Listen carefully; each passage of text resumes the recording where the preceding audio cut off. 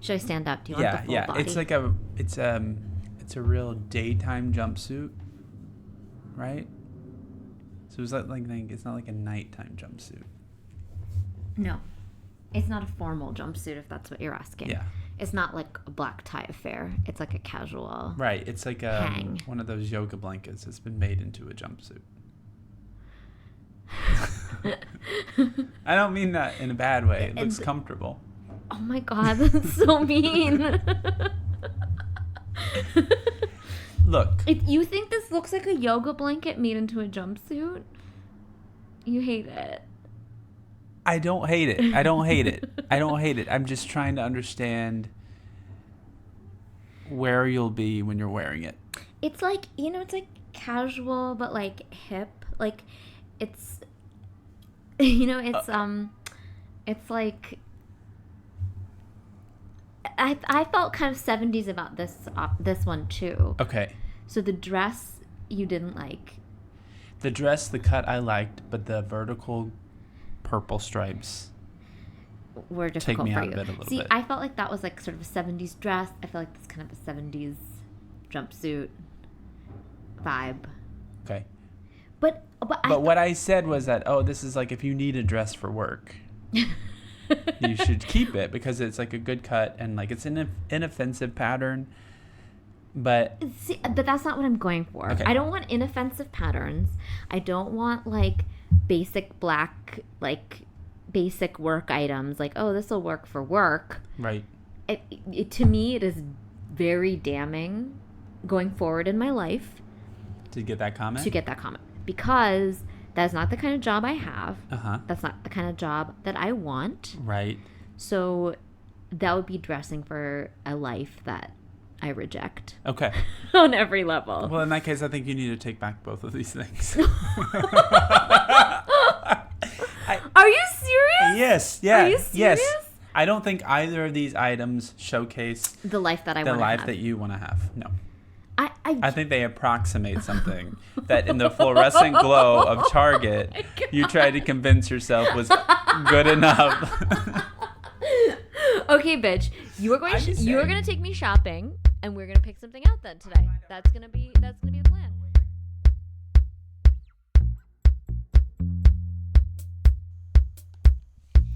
Hey, this is Amrita and Andrew. We're on a podcast journey to find our way through freelance life. If you're thinking about taking a leap off the beaten path in any part of your life, our totally inexpert advice is don't think twice.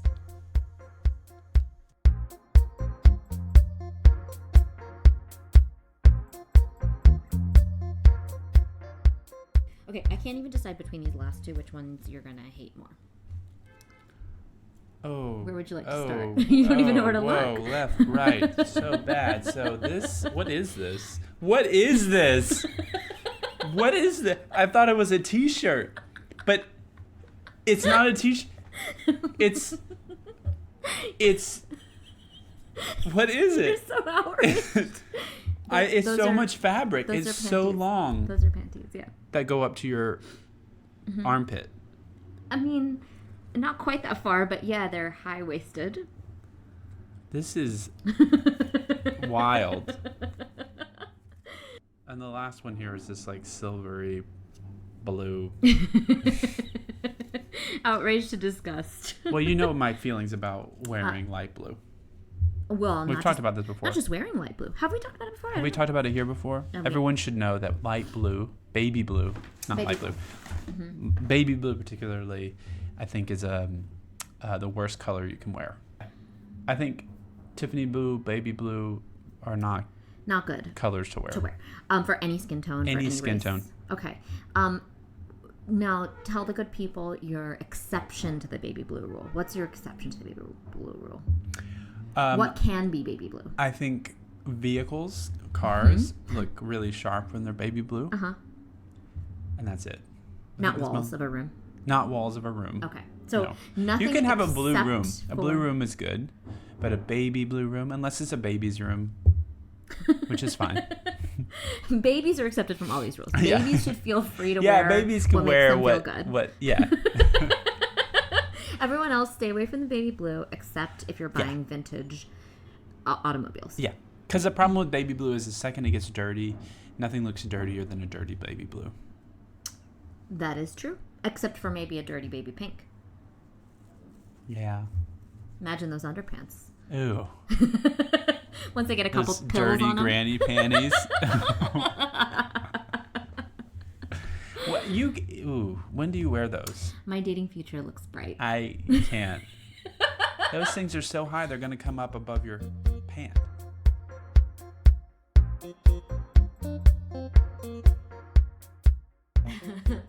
I was in Minnesota this week, which we'll get to in a second. Yeah, no, I was going to get there now, but... Oh, we can get there now, but I was just going to mention the accents are so lovely. Mm-hmm. Don't you know? Mm-hmm. Like, people really say that. Yeah. Don't you know? I mean, I don't know if I've ever heard that in the wild, actually. Yeah. Yeah. There's something very musical about it. It was very charming. It was very charming. But anyway, how are you? I'm fine. You know, I have been saying this lately, this fall, that what I'm doing is a lot. Yep. How I'm doing is just fine. Oh, good.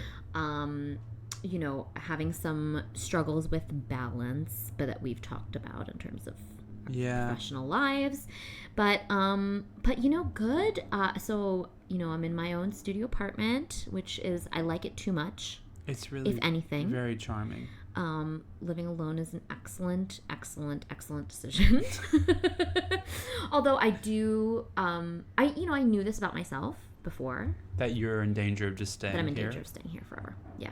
I mean, and not forever like in the arc of time, I just mean like in the arc of a day. Yes. And I have frequently already found myself like not having left the house by like 5 p.m., 6 p.m.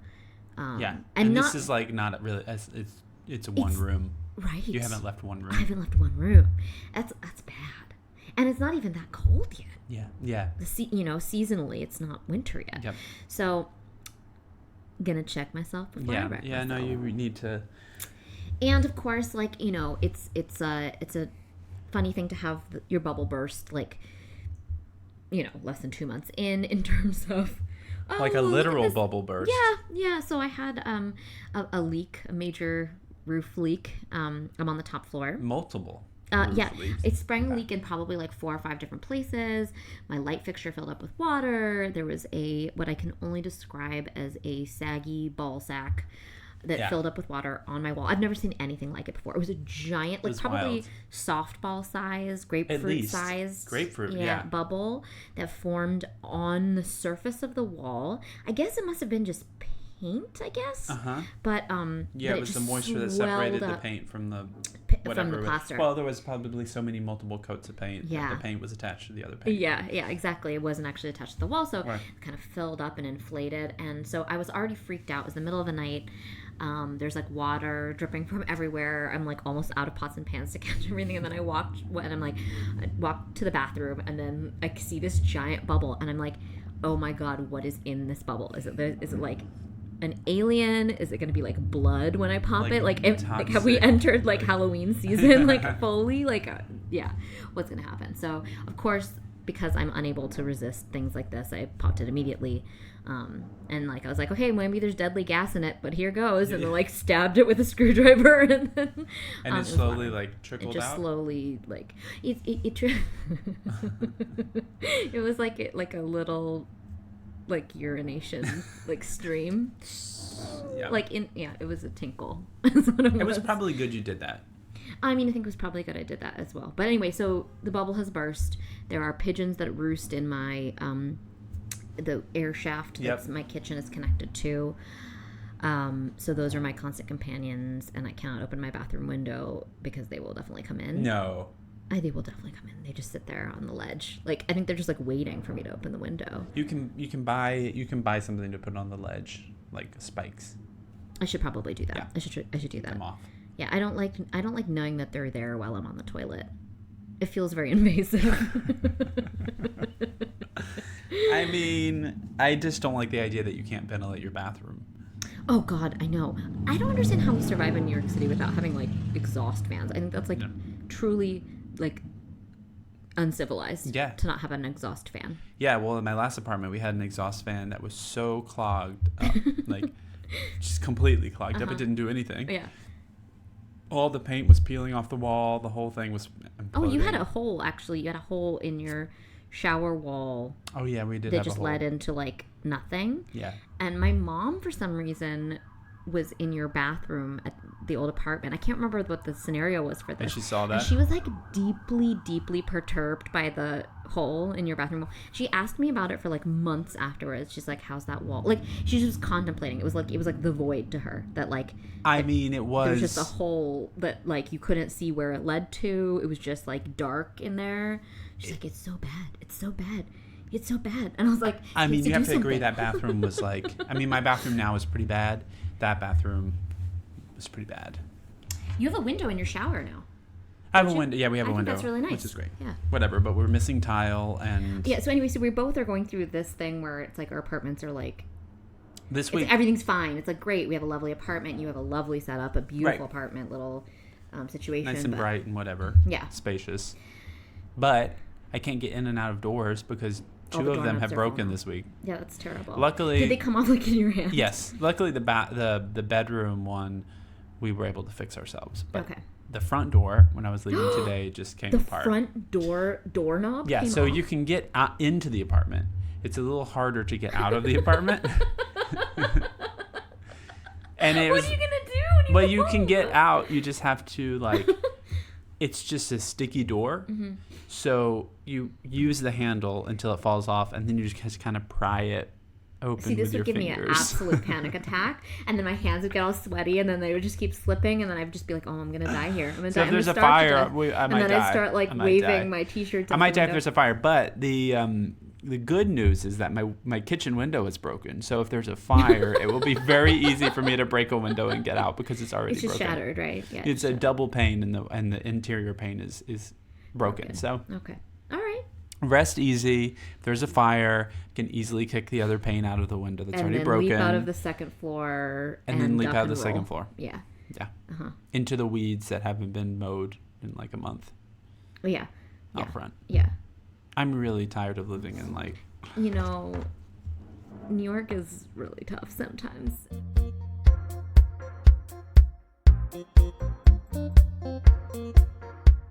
I mean, it was thrown into full relief when I went to Minneapolis this week. Oh, yes. Yes, we were going to return to that. Yeah, so I was fortunate to spend a few days in Minnesota, 2 in Minneapolis, and then 1 day up in this very tiny town on the border of Canada. And then I flew out of Winnipeg, which is another wild story. But Minneapolis, first time I'd ever been. Mm-hmm. When we were on our road trip a few years ago, we drove just on the very bottom of Minnesota. We just cut a swath right across the bottom of Minnesota. Yeah, just in the highway. So I remember... not just, I mean, the story we normally tell about Minnesota is going to the diner and having cake as one of our toast options, which neither of us capitalized on because at that point we were so starved for a vegetable greenery that But the other thing I remember is that there were just endless wind turbines. Is that the word I'm looking for? Yeah, windmills. Wind energy fields. Yeah. And we were it was like late at night when we first crossed in, and we were like, it was eerie. It was like we were like in some sort of alien landscape because we couldn't tell what they were. Yeah. And then it wasn't until later that it was like, oh, we're like in a wind farm. Yeah. Yeah, I didn't see any of those near Minneapolis or when I drove the 6 hours. Yeah, I mean, we were in northern the boonies. Minnesota. We were in the boonies. Yeah. But I'm happy to report that, as you people have probably heard before, Minneapolis is a pretty cool city. Mm-hmm. It's a very clean city. Uh-huh. It's like beautiful. There's like a lot of really pretty architecture. Uh-huh. There's like, I guess I stayed, you know, the problem with traveling on short notice anywhere is that it doesn't give you a lot of time to research where you want to stay in a city, and it's vital if you're traveling, even for business, to like stay in the right neighborhood if you want to have any sort of experience.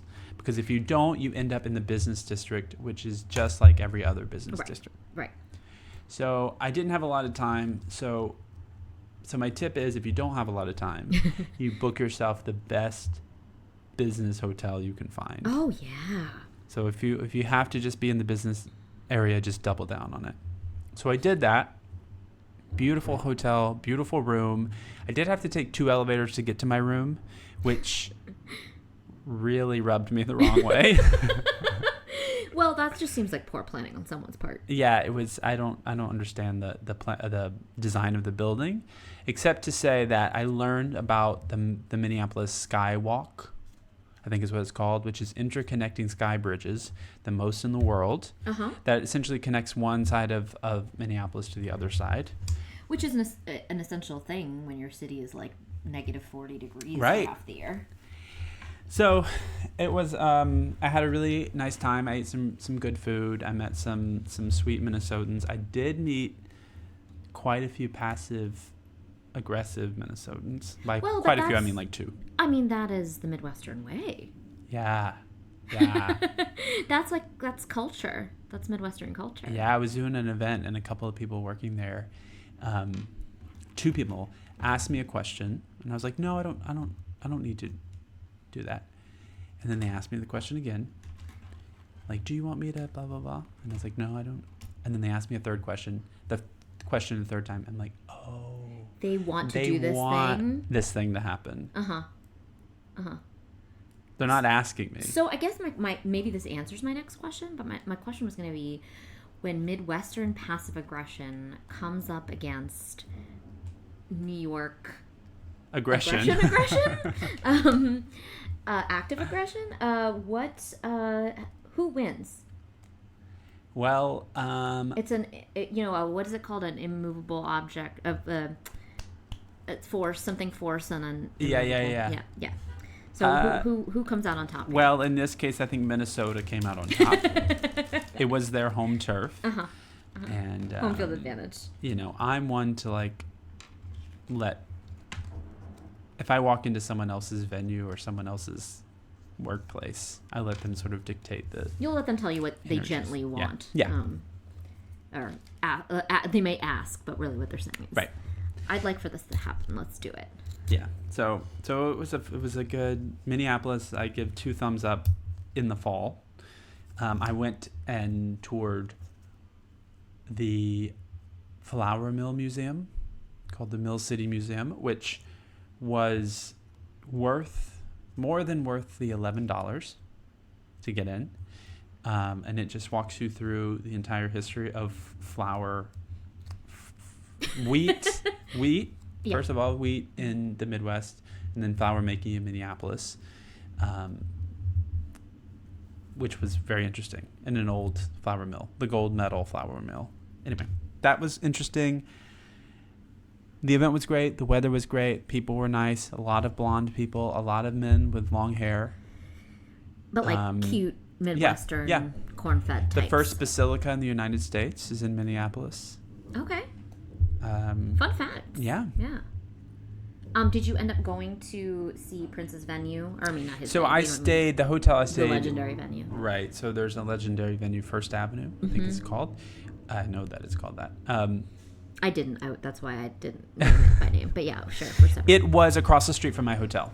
Oh, wow. Yeah. Okay, so you saw it. You drank it in. You, felt the good vibes. Yes. You felt the funky It's vibes. right downtown. Yeah. It's painted all black and has murals of Amazing. all the famous people from the past 50 years, 70 years that have been there. So it was nice. There's no one on the street where I was, hardly any cars on the road. So how did pivoting to the small town vibe, being in a town of 1,700, right, doing an event for a town of 1,700, right, of whom a good 20% of the town attended this event, so that's something. But okay, my question is, how does being in, so you grew up in a small town, not quite that small, but traveled in towns that were that small to get from place to place.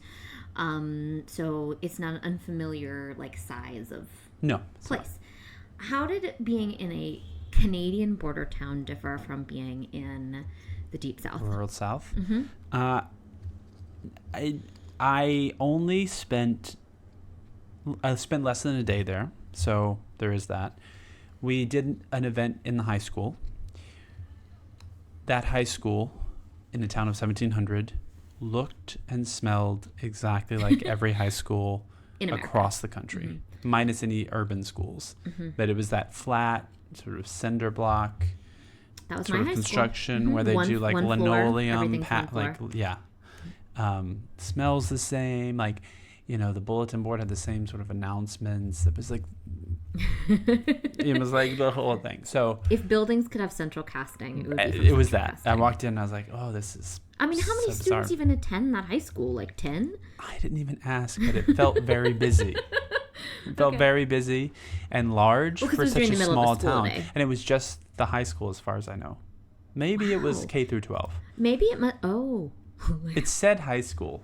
Maybe it's regional and there's like a lot of other 1,500 person towns. Well, the whole county is 4,000 people.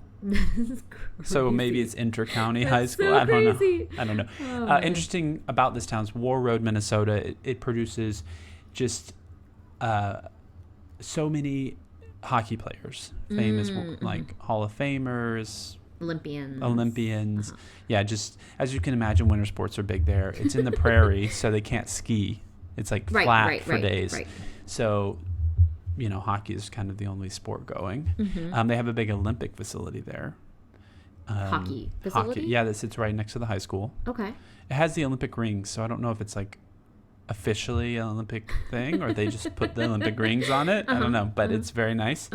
But to your question about how it differs from maybe a small town in the South, or if it does, maybe it doesn't. Maybe I'm not sure it really does that much. I mean, I was able to talk with a woman who, for many years, ran the local paper, which recently closed this year, which is why we were up there.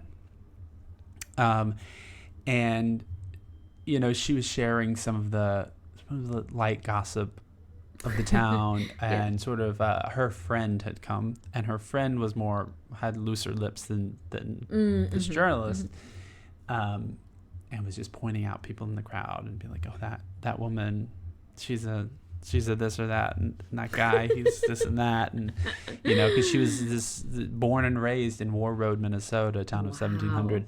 So like, oh, Karen, she can't keep it to herself. Yeah, I mean, that was not a real person. No, and it all felt very familiar. The small town, dynamic, where everyone lives together, but there's always that gadfly. There's always that like whatever. It's very sitcom-y, really. It felt that way. It was a trip, but. And then which I thought was hilarious, that you actually had to cross the border into Canada to get to the nearest airport that would take you back to New York City, because we were 6 hours so far away that it would take less time to go into another country. Well, this is what one would theoretically think. I mean, 6 hours away from Minneapolis, only 2.5 from Winnipeg. So, but there's no direct flight from Winnipeg to New York. So, finished up the event, drove to Canada, was the only car on the border, like that border point. All right, so hot tip. If you're trying to get across the border illegally. Efficiently. Oh, I was going to say. Efficiently. I meant efficiently, not illegally. Yeah. I mean, you didn't spend much time in Winnipeg, but if you had to compare Winnipeg to an American city, like where you're like, oh, would you say like it's the Oklahoma City of the United States, or is it like something else? I think Winnipeg is the Des Moines of Canada. Okay. It sits in it's prairie town. Boring. No offense. To all our Des Moines listeners, we hate to shock you. Actually, but I don't retract my statement. To, like, fun things to do in Des Moines. Yeah, let us know. It's notably boring. I didn't explore the town, but I was told by no less than 3 Canadians who are all there on work trips that no one goes to Winnipeg. Okay. No one, yeah. It's not a destination. No, it's the coldest major Canadian city because it sits on the prairie. So, and it's the windiest. And it was windy when I was there, and it was cold. It was like 30 degrees. They had already had a snowstorm. There were banks of snow. Oh my God. Everywhere. Oh my God. And that had happened like 10 days earlier. So like early October snowstorm. Yeah. Yikes. Yeah. Okay. So I didn't get to explore the city, but I did have a very nice evening because I got in and got into my hotel and went promptly to the closest restaurant I could find that didn't have like 2 stars on Yelp. Okay. And I ended up making 2 friends there, and I spent like 3 hours in deep conversation with these 2 French Canadians from Montreal. And like then this really drunk your guy. guts and life secrets and all that kind of business. And then a Spanish guy bought me 2 shots because he had just finished a presentation. He was an accountant. No, cloud computing. That's it. Cloud computing. And he had given a very successful presentation. So he was celebrating his success that with shots. And it was Winnipeg. election day, so we were also watching the election results come in. Oh, Canadian election day. Yeah. That's right. Yeah. Yeah, they do things like a month early, like just like Thanksgiving, they have a month early. Yeah. As well. So we watched that and had... The Canadian culture, folks. Brought to you by foreign correspondents. Anyway, that happened. Yeah. And then I flew back to Toronto and spent 3.5 days I love in the security line. Hotel bars. And we have been resolving to make more use of hotel bars in New York City, like hometown hotel bars. Yes. I do love a hotel bar, and I love like those sort of random opportune moments when you spill your guts to a stranger. Yeah. It's fun. It was very organic, and it was great. Mm-hmm. We were just there. Did you feel like she offered you solutions to like some of life's problems? I feel like she offered me wise words for sure, and validation in my choices. That's always good. I want strangers to validate me everywhere I go. You know? Yeah. And I validated her. We validated each other. Mm-hmm. And then we didn't even get each other's names. And we said goodnight. That is amazing. You never even learned her name? Nope. Like, it never even came up. Nope. You told her all about your life. Yep. She told you all about her life. Yep. You were like, girl, you made the right decision leaving him, Yep. blah, Yep. blah, blah. Yep. And then, but never actually asked each other's name. Nope. Not even at the very end, like, well, it was nice meeting you, Nope. Marsha. We hugged each other and then went home. Oh my God, I love that. That's incredible. Yeah. And she was like, this is so pleasant. And she was explaining it to the drunk Spanish guy who came over to us. Uh-huh. You know, she's like, the intimacy of strangers, you know, he and I, talking about me, have it like, we just had such a great conversation tonight. It's been great. And we'll never see each other again, but we wish each other the very best. And it was like, such time well spent. That's what she said. That's so nice. Yeah. What a sweet thing to Yeah. say. Yeah. It was like a nice idea. It's like, this moment is really great. And it doesn't need to be Replicated extended in any way. Yeah. It can just be a moment in time. That's great. Yeah. Well, you know, and I love that idea of the sort of casual intimacy of strangers or whatever. But even just like, I feel like someone said something similar, sort of similar, when we were at Fire Island for July 4th, just for the day, about how, you know, because we just fell into conversation with someone sitting next to us, and he was like talking about how it's a bit of maybe a dying art or a lost thing for younger people to just like know what it's like to just engage in pleasant conversation with a total stranger. We don't want anything from each other, like it's just like idle chatter, and like we don't like really care to. It's not transactional. It's at not all. transactional. That's exactly what it is. Yeah. And there is something that is like really interesting about that, because like I feel like that's maybe a conversation you can maybe only have with a stranger.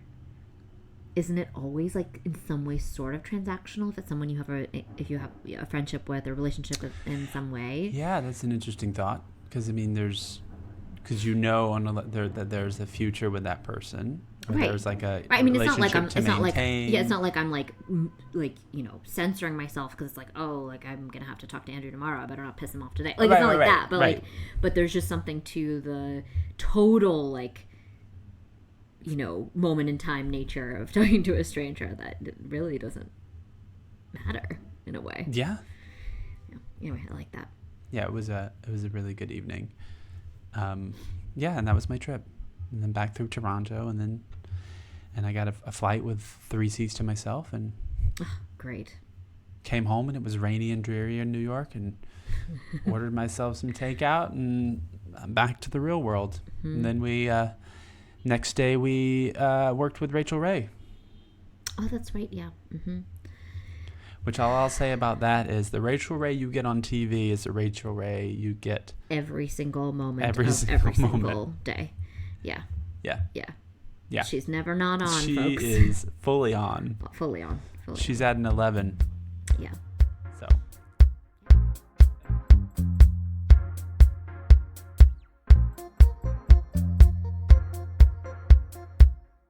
Would you date somebody that had your name? I think that was what started this conversation. Okay. Yeah. So this is maybe coming back to me. Okay. So that was the question. I think is maybe it was, have you dated somebody with your name? And I think the answer for you is yes. You went on a date. I went with a them. date. With One an date Andrew. with an Andrew. And was he an Andrew that went by Andrew? Yeah. Yes. He wasn't an Andy or no. a Drew. No. Okay. He's an Andrew. Yeah.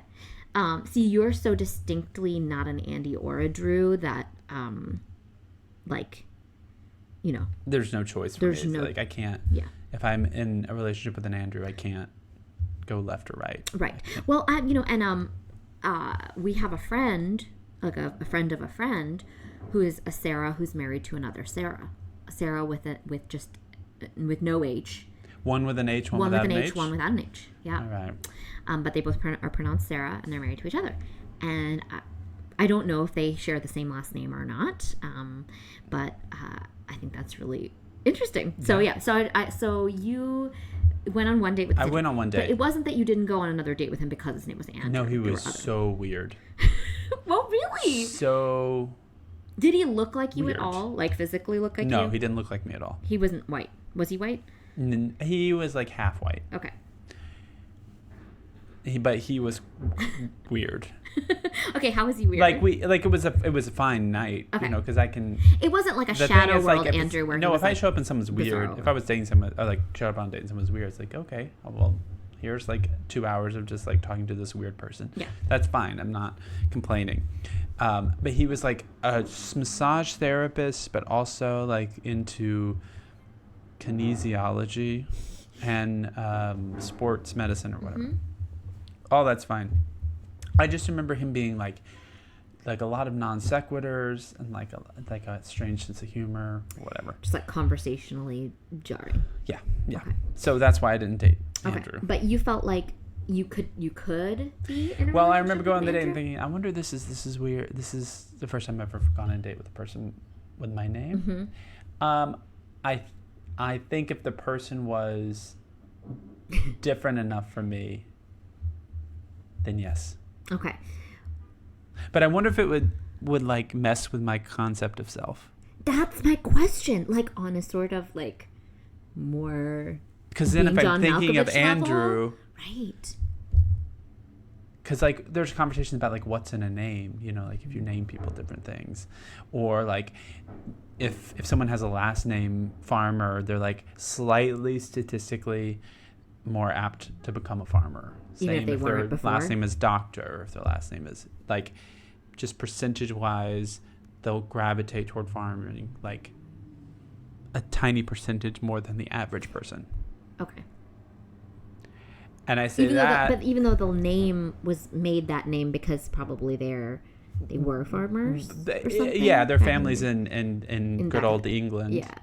Were probably farmers. Yeah. Anyway, point being, I think there's something really weird about that idea that you're like thinking about your relationship to another Andrew. Yeah. Somehow becomes about your relationship to yourself. Yeah. It's weird. So would you date an Amrita? Here's the thing. I don't think I've ever met another Amrita in real life. There was a professor that or lecturer at my college that I never saw or met who was an Amrita, but I haven't met one. So I feel like it's uncommon enough that it'd be pretty weird. That's not the question. The question is.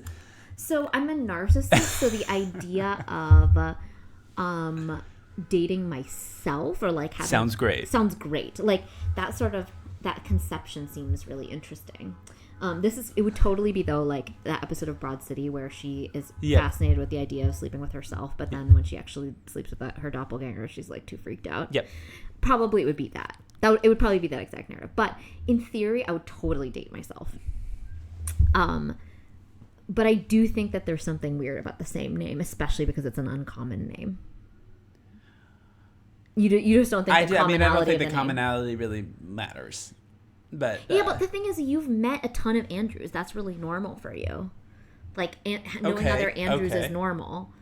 That there are, like, even just saying the name Andrew out loud is normal. When you talk to such a narcissist. You're totally like, but listen, I'm special. No. See, like, you're Andrew. You're like, there are a dime a dozen. But see, but me, I have a special name. No, that's not what I'm saying. My special name. That's not what I'm saying. That's not what I'm saying. I'm just saying that it's more jarring to hear an uncommon name. So it might. It wouldn't be jarring to you. It's your name. You hear it all the time, or you say it all the time. Anyway, I don't know where we've come in this conversation. Okay, but here is where the buck stops for you, Andrew. And by the way, I understand now what you're saying, but it was not meant to be a narrative about my narcissism, which is real. You, however, would never date an Adam. Right. So that's my brother's name, and that is disgusting. No, I really would never date an Adam. You're looking at me like so intent. Well, the thing is, I'm thinking now? Like truly, like in all honesty, like, if I met the perfect table, person and his name was Adam, hand in yours, and gaze into his eyes, and I like, don't even say Adam. it. No, in all honesty, like, if I met your dream man, a dream man whose name was Adam, I would have to rename him. Or he had had to rename himself. No, I would have to rename him. Yeah. Like, we would have to figure out something else. But even if you nicknamed him and he was just like Sweetie or something. No. And his parents still called him Adam, like that still wouldn't be okay. Like he couldn't go by that. He would have to like legally change his name. He would need to change his name. I would entertain the conversation about people that he's had in his past still calling him Adam. Just like, when someone changes their name from Jenny to Jen to Jennifer to Jenna. For some reason, that name particularly, I know like a bunch of people who've changed their right. And like, but the people call them what they called them in 5th grade. Right. Fine, I get it. But I'm not saying that I wouldn't just call this person like Sweetie or Honey. Right. No, it would be like a fully different, like Charles. Charles. Your name's Jeremy. That's hilarious. Yeah. Okay. I would have to say that while I wouldn't, it's just I haven't thought about it, I guess. Yeah, I would also, like, if confronted with an Aparna in a romantic scenario, would struggle with that also. Yeah. I mean, I would also struggle with, like, a VJ. Like, if it was, like, my... Yeah, I would struggle with a Sid. Yeah. But we don't really... Well, I guess we know a child Sid, but we don't know any adult Sids. Yeah. Sydney. No male Sydneys. Yeah. Oh, that's true. Yeah. Anyway, so that's where we draw the line. We would date ourselves. But not our siblings. Not our siblings. I think that's an okay place to draw the line. I think that's a fair line to draw.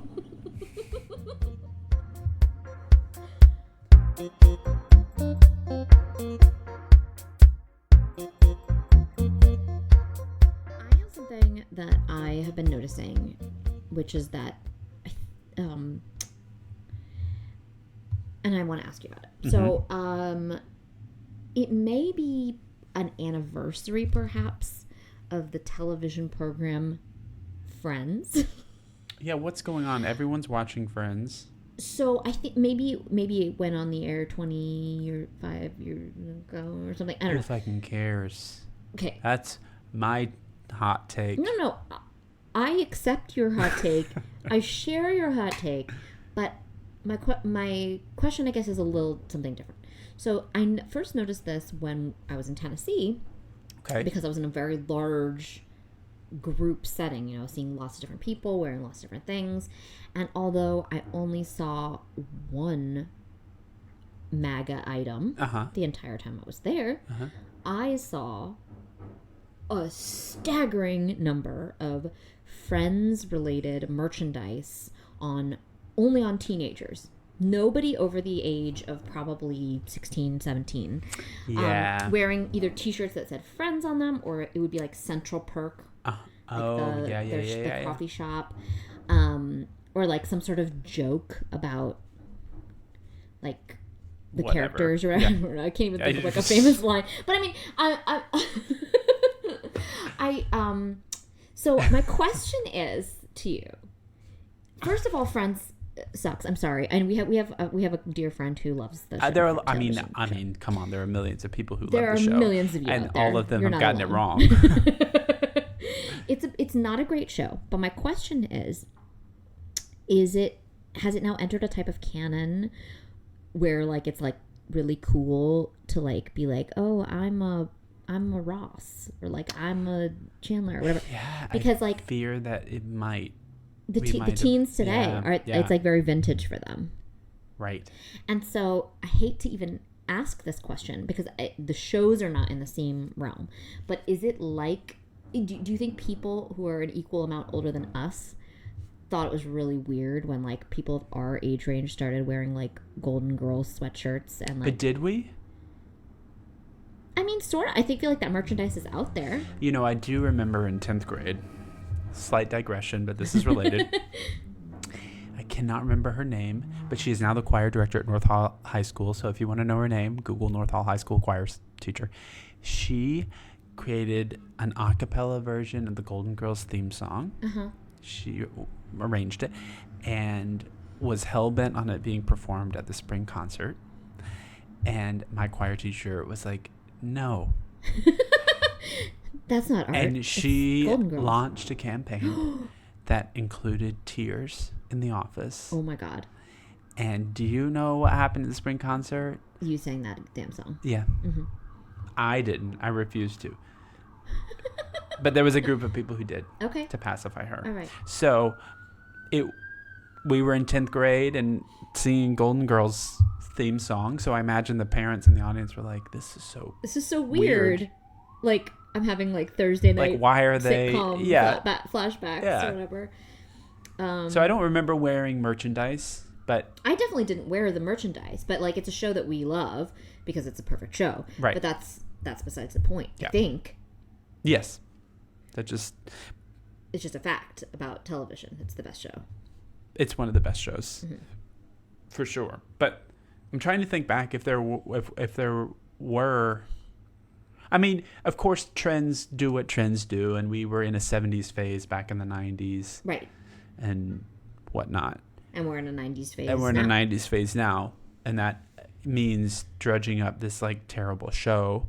And then, and then the Netflix probably bought Friends and then put it on Netflix, and so now this generation, unlike us, can, like, choose to watch the whole series. Right. Like, Golden Girls was on reruns on like USA After School, whatever. You could like watch it whenever it came on TV. But maybe like this aspect of pop culture is a little heightened because you have access to it so completely. Oh yeah, so I don't know. You can like really. You can watch how many seasons do they have? 10 seasons or whatever. Friends. Probably more. Yeah, I don't know. Yeah, I don't know. The thing is, though, why would you do that with your time? Watch TV? No. Said one Bravo fan to another. Yeah, wow, yeah. No, I guess that's true. Who glass houses and shit, but like watching, like sitting and mainlining all of the television show Friends, like seems. I love how I keep referring to it as the television show Friends. In case you were confused that I was talking about like my real life friends. I love to mainline my friends. But I just feel that would be a terrible torture that I would, Yes. I mean, we hate to hate on Friends, but we are hating on Friends. I mean... Whatever, they're laughing. Every single one of them is laughing. That's true. I mean, what has Jennifer Aniston done? She apparently is a very fine actress with large canon of. Oh, I'm not taking away her talent. And her Aveeno commercials. that she has gone to the bank on lotion and water. And every part of her is very hydrated from in to out. Yeah. But anyway, so the kids these days, super into it. Keep an eye out. It's uncanny. It's so if very you're shopping strange. for a Christmas gift, it sounds like, for the 2019 teenager, maybe just buy them some Friends memorabilia. Yes, that's the answer. Gross.